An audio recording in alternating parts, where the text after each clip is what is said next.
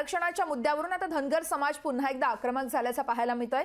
बीडच्या जिल्हाधिकारी कार्यालयावरती यावेळेस धडकणार मोर्चा असल्याची देखील माहिती समोर येते आहे। धनगर समाजाच्या आरक्षण प्रश्नावरून आता सरकार वारंवार केवळ आश्वासन देत आहे असा आरोप केला जातोय।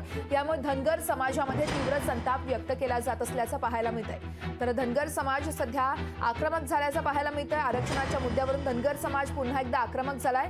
बीडच्या जिल्हाधिकारी कार्यालयावरती यावेळेस मोर्चा देखील काढला जातोय।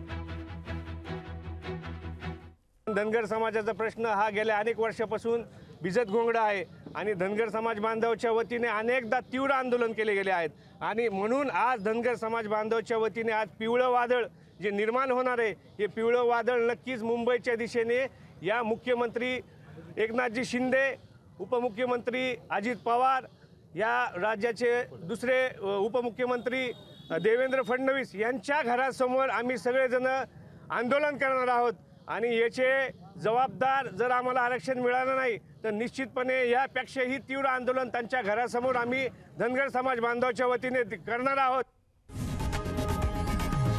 लोकशाही मराठी ऐका, पहा, जागरूक रहा।